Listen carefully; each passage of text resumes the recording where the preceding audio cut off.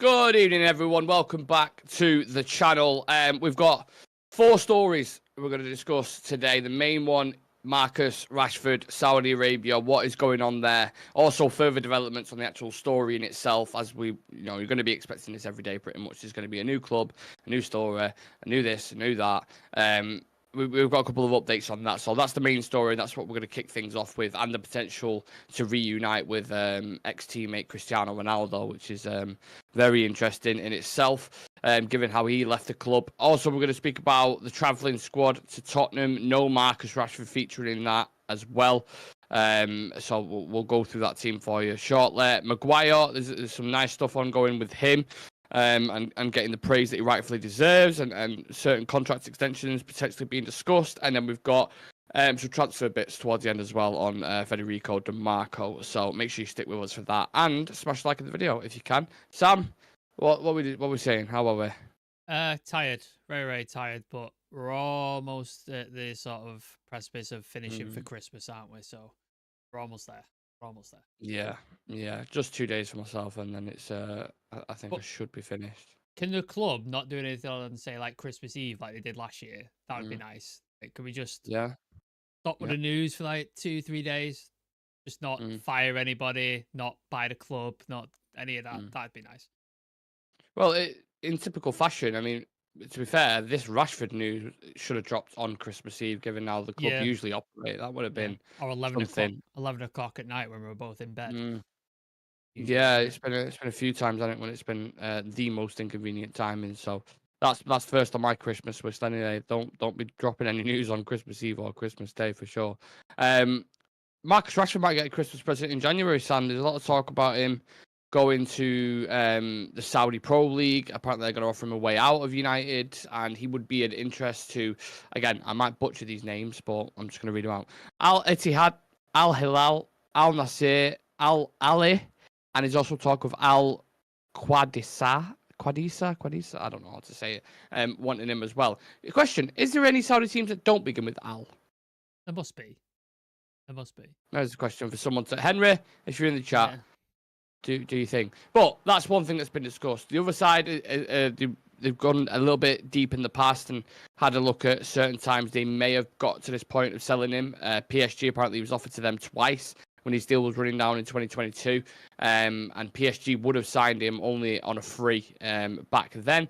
So the links were pretty legit. And then his best hope of securing a move to a leading club in Europe is via a loan with an obligation to buy. It remains to be seen whether that would be of interest to United. That line there, Sam, just feels like United in a nutshell, doesn't it? That loan business. How many times have we seen that before? There's Jadon Sancho all over again, isn't it? It's Sanchez, it's Anthony Martial. I mean, the list is endless, isn't it, at this point? So there is one team in the Saudi Pro League that does not start with Al. So there you go. Interesting. They are called Damac. Damac. How's that spelled? D-A-M-A-C. D-A-M-A-C. Damac. Never heard of them. Every other one is Al something. They are the only ones. Okay. But they haven't won it ever. So there you go. Interesting. In regards to Marcus, Saudi, thoughts? I don't see it happening, personally. Agreed.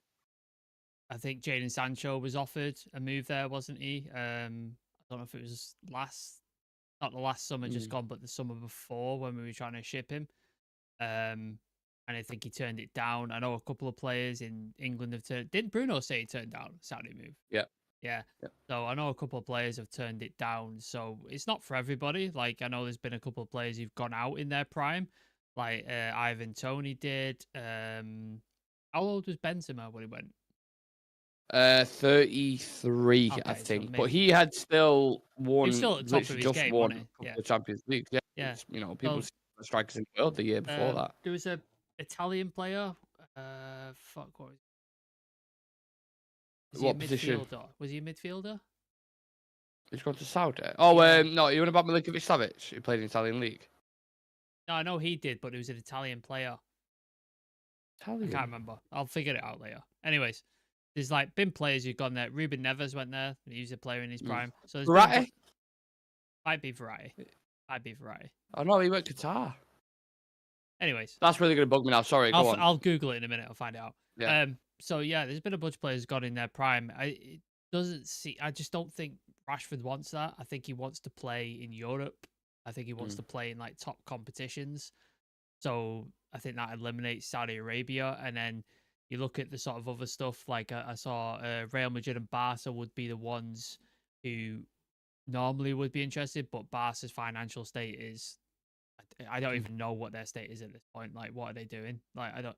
Yeah, they still can't register Danny Olmo for next year, can they? For next beginning the financial year 2025. I mean, I'd take him at United. Yeah, they can't register him, so that's the state of their finances. Like, they're trying to ship people out. So there's that, and then Real Madrid have got no need for him at all, have they? Like, they're stacked in that area. Like, there's no need for him. And then they don't buy big anyway, did they? Madrid did it. Like, they've gone for more cheaper deals, free, more younger players. So that would eliminate that league. The Italian league, they don't have money. Like, none of the players, like Inter Milan, pick up players for free, and stuff like that. So they don't have money. And then the German league, do you see him going to Bayern Munich? I don't. No, they've got Coleman, Sane, Gnabry, like Elise. Like they've got loads. They don't need any. And so I don't see it. So I'm struggling to think of where he could go.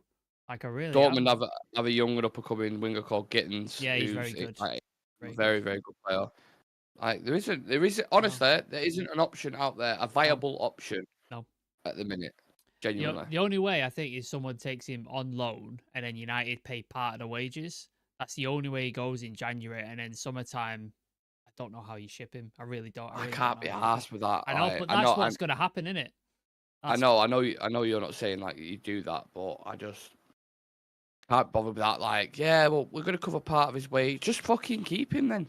Just keep him. Like, if you're going to do that, you're fucking shitting money, aren't you? I'd rather have the player as an option at least, and loan him to a club and just giving him for someone else for, like, you know, because ideally, what is he now? Probably a 50, 60 million pound player, right? Yeah. Especially if you can start getting him into a run of form and get him in the right environment, then you're going to get a very good player there. And to loan him out and do what we did with Martial and Sanchez, that wouldn't sit right with me at all. So I don't know how Ineos are going to manage this. I don't even know if there's suitors out there who would go and get him. I think if he was in form, I think people might take a punt on him, but he's not been.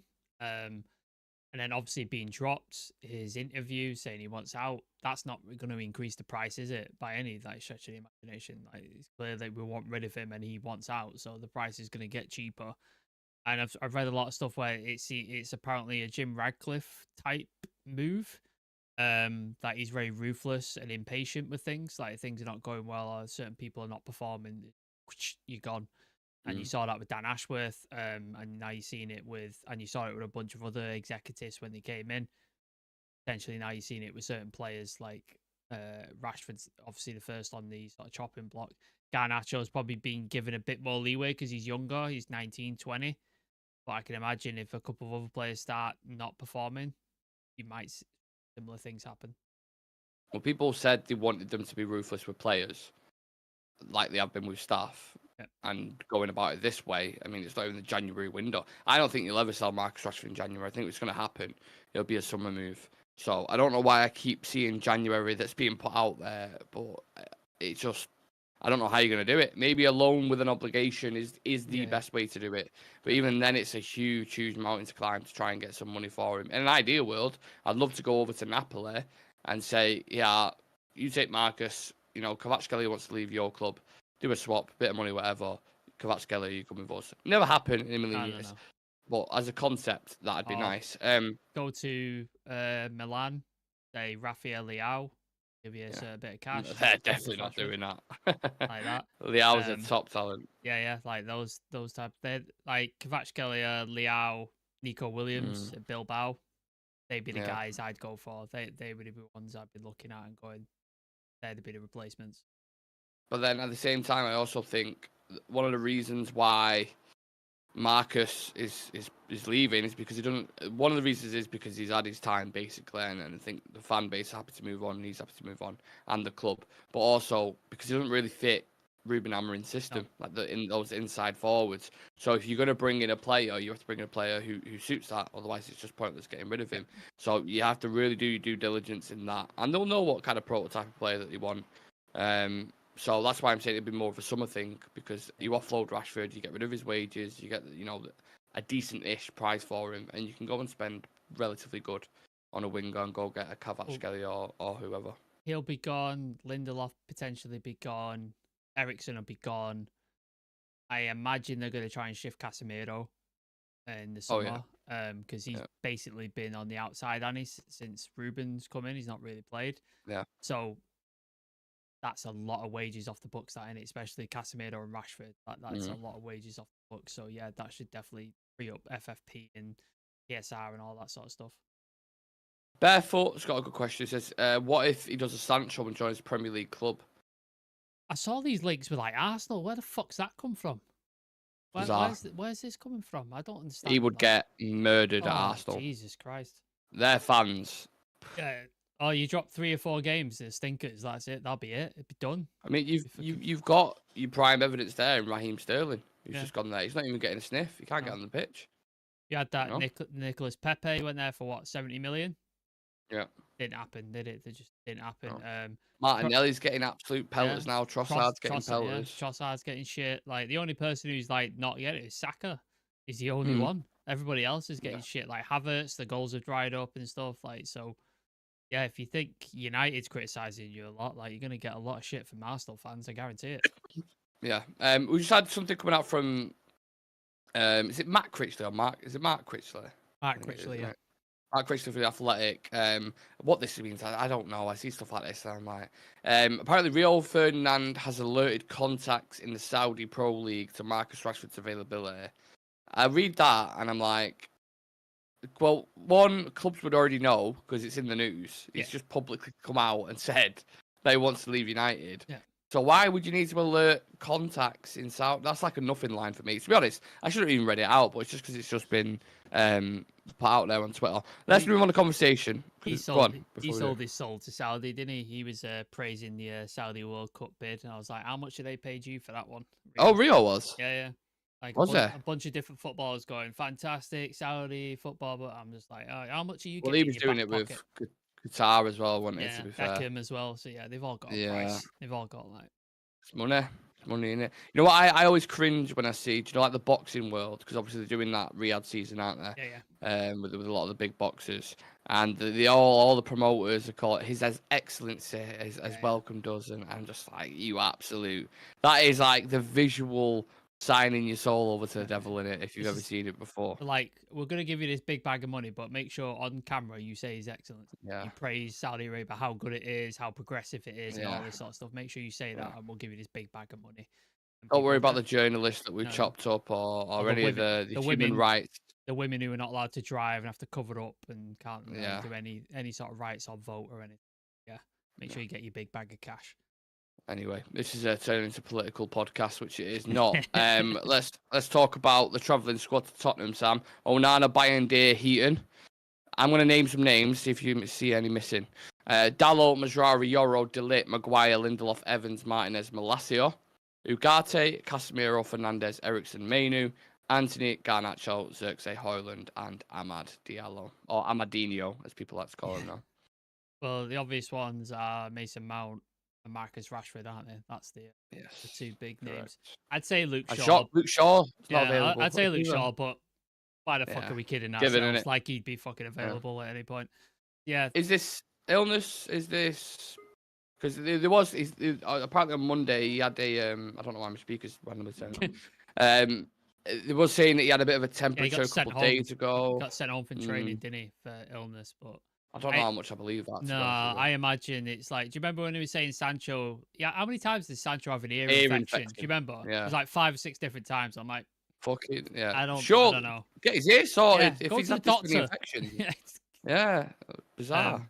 So yeah, I imagine it's a similar thing. Like because you can just imagine like when Ruben Amorim gets there and the TV cameras, all they're going to ask is about Rashford, aren't they? That's all they're going to ask. And it's like if you just take him and he's not in the squad, they can just be like, he's not well, he's not travelled. we're concentrating on I getting can't be minutes. asked with it though, because that's all the narrative's going to be around. Yeah. All the analysis. But it's not going to be about, oh well, Spurs missing Van der Ven and Romero, and they're quite shaky. All it's going to be is Marcus Rashford now. But That's what I hate. if he went or if he doesn't, either way, he's damned in it. Ruben Amorim, like that's either way, he's gonna get questions. Yeah. And It's then, like, oh well, he's starting. yeah. Or What a shot! if he travels with the squad, the journalists are just gonna try and get questions with him, aren't they? And try and get an answer out of it. So it's just there's no winners there. So I can imagine they've basically said to Rashford, look, don't travel. Let's let this sort of dissipate for a little bit, and then we can sort of talk next couple of games and figure out like what the plan is and what we need to do. But I imagine, how many games have we got between now and January? Like 4, 5? Quite a lot. So I don't. Yeah, probably. That's probably about accurate. is he just going to sit out 5 games? No. You know what I I mean? don't see that. So I think he'll play. yeah. So I imagine he comes back into the squad at some point. But I imagine he just took this game. It's a Carabao Cup game. It's not a major sort of thing. So like, let's just take him out of the firing line. I imagine we're going to see a lot of rotation in this game. I imagine we're going to see like Anthony and people like that, and Malacia, that kind of stuff. So I imagine he probably maybe not started anyway. It's weird, isn't it? Because every competition he has rotated heavily. Yeah. Like we've seen it in the Europa League and then Prem, Europa. Like he has rotated a lot. But then I'm also at the same time I'm thinking you've got this, chance to get into a semi-final. Yep. You've just arrived. It could be mega. Tottenham are on the ropes at the minute. They're missing the 2 best centre backs. They're all over the place, aren't they? They are so open at the back, more open than City are. Keeper so if you could take, they haven't got Vicario there, like Forrester's in net. So I don't know. Vicario broke his foot like 2 weeks ago. Oh shit! Yeah, you're right. Yeah. So they are well open at the back. So it's an opportunity to go there. So I'm like, should you rotate? Should you rotate as much? Maybe he rotates a little bit. Maybe he just sort of like gives like Yoro a run out, Malacia a run out because they need minutes, don't they? They're just coming back from injury. Maybe he gives Eriksen an opportunity, Casemiro. Yeah, we haven't seen him yet, have we? Yeah, Eriksen. Casemiro an opportunity. That like those kind of guys who've not got minutes, because he's obviously gonna have to rotate going forward because the amount of games that we have. So maybe he gives minutes to people who need minutes, and then maybe he just sticks in a couple of like sort of first teamers as well, just to sort of keep the balance a little bit. Well, me and Chivy was discussing this yesterday, and we was going through our lineups. We had a couple of different tweaks, and Maguire was the name that kept coming up because obviously he's only just gotten back from injury, but played a full 90 minutes against Man City. So I'm not sure whether we will start this game or not, but he has been hugely impressive. You hear reports from Romano about United thinking he's a perfect fit for this back three, and they're looking to extend his contract as well. Is that the correct decision? I think so. Like I think he had that period, didn't he, where everybody was criticising him and he was making mistakes and his flaws were getting exposed continuously. Yeah. He had the captaincy stripped from him, and people were like, yeah, he's gone. And then some of the West Ham and different sort of things, and he ended up not going. And then he kind of had like a sort of, I think the word I've learned recently is remontada, a sort of a re-beginning, a rebirth, and he sort of played some really good games like under the last bit of Ten Hag, and had some like really good performances in really shit games where we were poor. And then if you look back at like his old thing, the reason we bought him from Leicester, and he was playing for England as well, he was in the back three, and he looked fantastic, and he was one of the better players, especially for England. Like he was up there with the better players. So I think this system definitely suits him, and he's worked his way back into the team through good performances. So I think if Rashford was like any sort of like thing, speak to your England teammate and be like, I've come through adversity, I got criticised, I got abused. Didn't you say he was like one of the number one abused players on social media? Yeah, above Ronaldo. So he's gone through a similar thing to Rashford got, and he's come back in, he's got his form back, and he's played his way back in. So like Rashford could do the same. So I think, yeah, he's earned it. I'd be all right with him getting a 2-year +1 or something like that. I'd like to see that. But yeah, I think we could do a lot worse and have him as like the second or rotational option in that centre defensive back three. Like I think he deserves it. He seems to have a calming presence at the moment, doesn't he? Yeah. Like when he came in against Arsenal, he felt like there was that kind of leadership, composure on the ball. Like he just knew, he just felt like he was. I know for England when he played in the back five, he was more as a left-sided centre half, so he didn't really play in the central role. Yeah. But I think he looks really good in it. Like Yeah. even I think he looks better. Like just identifying it with taking away any bias or anything.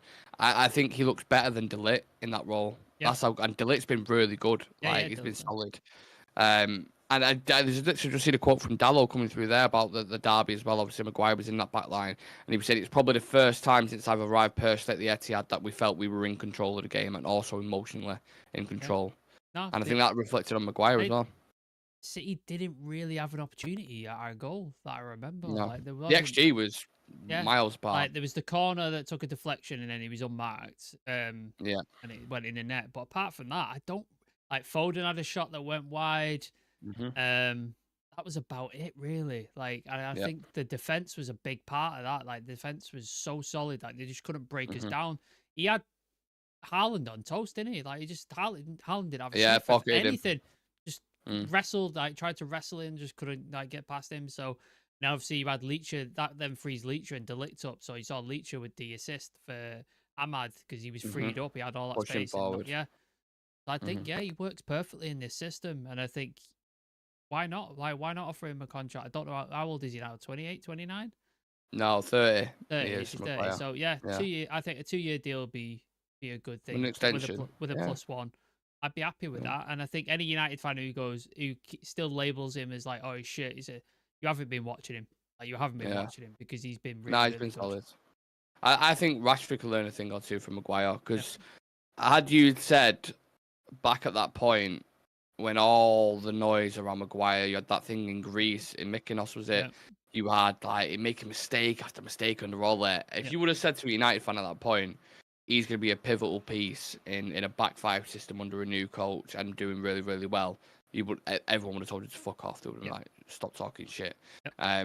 So there's a proof there that you can go through a really bad patch, but you can bounce back. Maguire's, living, breathing proof. And I think it's a great example also for the younger players as well, who might go for a bit of a tough time. Maguire, I've literally nothing bad to say about him this year. I think he's been super impressive and will probably be a starter for me personally. But there are some tweaks that need to be made, Sam. I mean, the back five, as solid as we was discussing it then as it was, there's still questions about the wing back area. Diego Dalot, for example, who we were just speaking about there. Now, we've been linked today, and it's from Tutto Sport, so literally take it with a pinch of salt. It's shit Italian publication. But anyway, apparently United have recently asked for information on their left back, Federico Di Marco, top player, one of the best in the Italian league for me personally. This left back thing, the group of left backs that are interested, just seems to be expanding by the day, doesn't it? Yeah, it's clearly this sort of key. I dare I say number one position, but like for Ruben Amorim, I would say like that's the key position that he. It's definitely a priority, like top 2-3 priorities. So sure. I think we need to get it right because they're going to be our first choice, like left wing back, left full back, whatever you want to call it. They're going to be the first choice. I think obviously Malacia as a backup, if he could stay fit, I'd be all right with that. Yeah. I think I'm okay with him as a backup. Harry Hamas has not been heard from, so I imagine he's not going to be coming through anytime soon. And they're just signing that Diego Leon as well from Paraguay. There's another one. Not great for him, is it? Yeah. I'm not sure. And Diego Leon's, he's 17, so he's going to take a couple of years before he's ready as well. So we're going to need to sign somebody. So yeah, I really like DeMarco. I think he's a phenomenal player, like really, really good. He's aggressive, knows how to get forward, could cross a ball. Jesus Christ, that guy can put some decent crosses in, which old school Dallo could not fucking do to save his life at the end. He had fucking hell. So yeah, really, really like him. I think we're getting him? Absolutely not. Like 0 to 1% chance of getting it right. It's not. And why would you like winning league titles with Inter? You're in the Champions League. Yeah. It cost a lot of money. They're going to extend his contract. It's a nothing story. It just is. But I think there is a wealth of left back options at the moment. Isn't there's tons. There's Gutierrez. There's Girona. There's obviously Cuenda, Sporting that's been mentioned.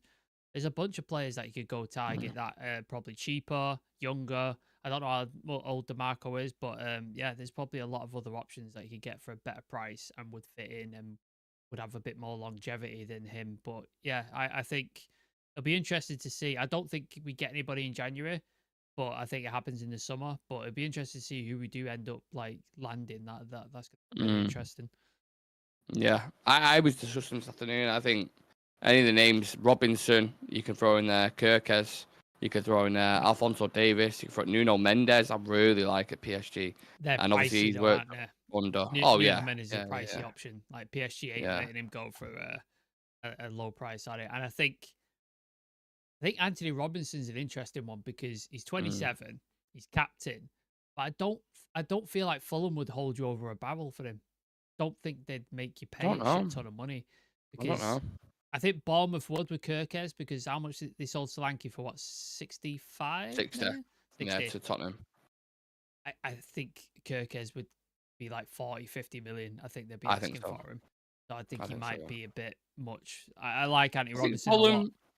But that's the same though for Robinson. I don't know. But he had an absolute fantastic performance against Liverpool. Like, yeah, he was great. He was fantastic. I really like him. Every time I watch him now, I'm like, this guy's got something. Like, he's really good. And people are like, oh, he's too old. Have we ever had an American at United? Tim Howard. Oh, of course, yeah, Tim Howard. Is that the only one? Remember? I think so. Will be, won't it? Yeah, I think so. Yeah, everyone's like, oh, he's 27. I'm like, he's in his prime and he's really, really good. Like, I don't care. Like, get him. Like, he's not 35 for fuck's sake. Like, yeah. I'd get him. I like him a lot. I think he's really, really good. It seems to be that thing with people now. Like, I always see it on Twitter a lot and in our comments. Like, we'll mention a player who's past 20, like, he could be 26, 27. Yeah. And they're like, but we've said we're only buying players under 25. It's like, we just bought Mazraoui. What are you talking about? And everyone's absolutely raving about him. You know, if you could bring in a player of that quality, they're not fucking granddads. They're 27. You know, I'm 29. You know what I mean? This is like, we're not buying like Ronaldo at 37. Like, this is not like a guy at the tail end of his career. He's in his prime. Like, he's in his absolute like living prime. So he's just, I don't get it. It's like we can't. Also, we can't just have a team of 20-year-olds because it's just not going to work. You need to have a bit of few experienced heads in the team. Like, you can't just have a team of 20-year-olds and expect to like dominate the league. It's just not going to work. Yeah, bizarre, very, very bizarre. Anyhow, we've come to the end of the show. Appreciate people who tuning in live or if you're tuning in later on. Robert Nassai, which clubs will waste their money to buy a lazy player like Rashford? Well, that is the question, innit? I think someone will take a punt on him. But I think if they're going to take a punt on him, just to kind of come full circle, it's either a loan with an obligation or they'll just loan, see if they get some form back into him, and then we'll have a conversation in the summer, see if we can generate some form of interest. Because that's the job now, innit, Sam? Trying to generate that interest in him to get a sale. It's to get, I think the wages off the books is the most important bit. If we can get the wages off the books, I think they're going to willing to take a cut price fee. But I think if they get the wages off the books, that's a big, big thing. So that's 365k a week off the books, which is going to really help with sort of PSR and FFP. And all. Just a quick question to finish the show. If we sold Marcus Rashford in the summer for, let's say, £60 million, you've got £365,000 wages off the bill, which probably equates to, what, 1.2 mil a month. You're talking a lot of money here. Yeah. Who do you replace him with in the summer? My dream signing. Kvaratskhelia. My dream signing. Interesting. Yeah, but we know notoriously Napoli are very hard to deal with. Yeah, how much did they want for Koulibaly when we were interested in? 110, 120 they were saying, I think. And then he came to Chelsea and just shit the bed, didn't he? Absolutely shit the bed. He was awful. Yeah, so obviously they had beef with Victor Osman as well, that whole kind of thing ongoing. So yeah. Kobbie Mainoo in the chat, who I don't think he's the real Kobbie Mainoo, but he said Lookman, he is a good player. He's a fucking good player. Did he just win African Ballon d'Or? Did it? Well, I think. Yeah, pretty sure. I don't think Atalanta will like us coming in for another player. No, I know. Depends on what Nico Williams, that's another good one. But again, I think Bilbao will want a fortune for him. Absolute fortune. Because Barca wanted him and they can't afford him, so yeah. I like him as a player. If you look at his pure stats, though, I think this season, he's not been great, but it could be a case of the environment, the club. You know, it could be different. I think there is definitely talent in there. Yeah. When you watched him at the Euros, him and Lamal, lightning. Unbelievable, weren't they? Both of them. They were the standout players for me for that Spanish team. Of course, Rodri as well. So, yeah, I think some decent shouts in there.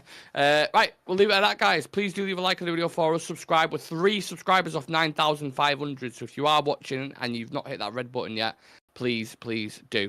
And we're getting closer and closer to 10K. Can't wait until that happens. Appreciate you all. Appreciate you, Sam. And yeah, we'll see you for the Spurs game tomorrow. Sorry. There we go. Peace. In a bit.